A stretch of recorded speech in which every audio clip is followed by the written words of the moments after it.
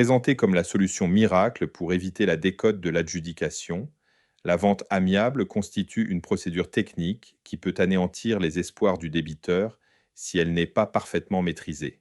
Entre délai impératif et contrôle judiciaire strict, découvrez les pièges majeurs de la vente amiable.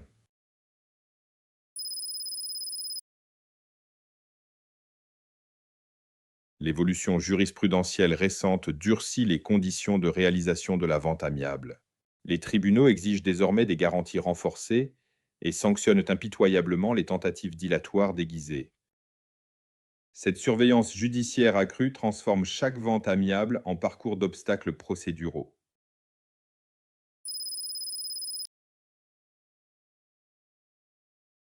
Le juge accorde un délai maximum de 4 mois pour réaliser la vente amiable, prolongeable de 3 mois seulement sur justification d'un compromis signé. Ces 7 mois théoriques cachent une réalité plus complexe: délai de jugement, formalité notariale, obtention des diagnostics obligatoires. En pratique, vous disposez souvent de moins de 6 mois effectifs. Passé ce délai, la vente forcée devient automatique et irrévocable.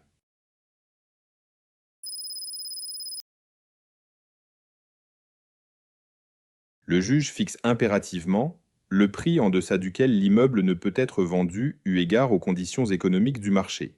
Cette évaluation judiciaire, souvent surévaluée, peut rendre la vente impossible dans un marché immobilier déprimé.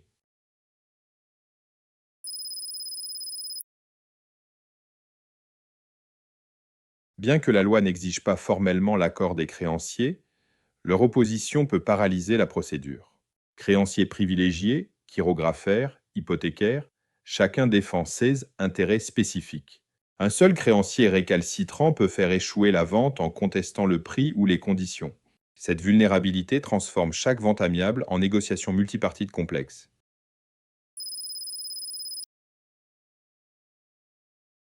Le prix de vente doit être intégralement consigné à la Caisse des dépôts et consignations. Cette immobilisation des fonds peut dissuader les acquéreurs qui perdent la jouissance de leur argent pendant des mois. Plus pernicieux, si la vente échoue pour vice de procédure, récupérer les fonds consignés nécessite une procédure judiciaire longue et coûteuse.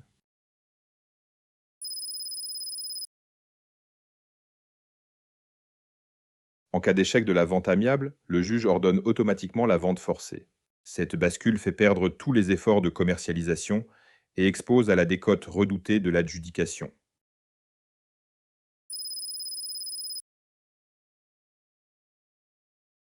Pour fixer le prix minimum, le juge peut ordonner une expertise qui génère 3 à 6 mois de délai et 5 000 à 15 000 euros de frais. Cette expertise peut révéler une valeur supérieure aux estimations du débiteur, rendant la vente impossible au prix envisagé. L'expertise devient alors un obstacle plutôt qu'une aide à la réalisation de la vente amiable.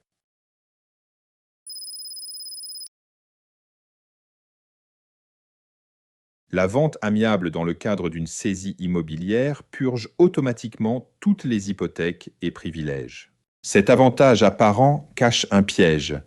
La radiation effective des inscriptions n'intervient qu'après jugement constatant la vente. Cette situation intermédiaire perturbe les notaires et inquiète les acquéreurs face à un état hypothécaire non purgé.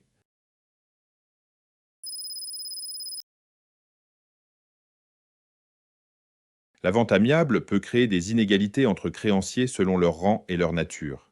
Créanciers privilégiés payés intégralement, chirographaires non désintéressés, cette disparité peut générer des contestations ultérieures.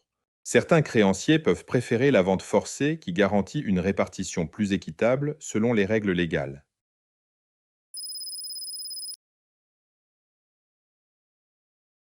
Le juge contrôle chaque étape, prix proposé, conditions de vente, diligence du débiteur. Cette surveillance peut transformer l'audience de rappel en véritable procès sur l'efficacité de vos démarches commerciales. Défaut de publicité suffisante, prix trop élevé, acquéreur suspect, chaque élément peut justifier le refus de validation.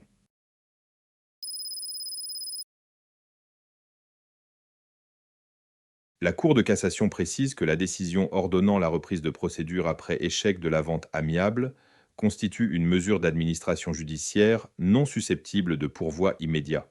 Cette irrecevabilité prive le débiteur de tout recours contre une décision qui peut lui coûter des dizaines de milliers d'euros de moins-value.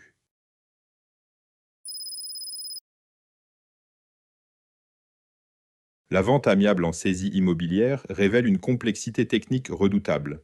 Les pièges qui la jalonnent transforment cette alternative séduisante en parcours d'obstacles procéduraux où le moindre faux pas peut précipiter vers la vente forcée redoutée. Seule une maîtrise parfaite de ces subtilités permet d'exploiter efficacement cette procédure sans faire d'erreur.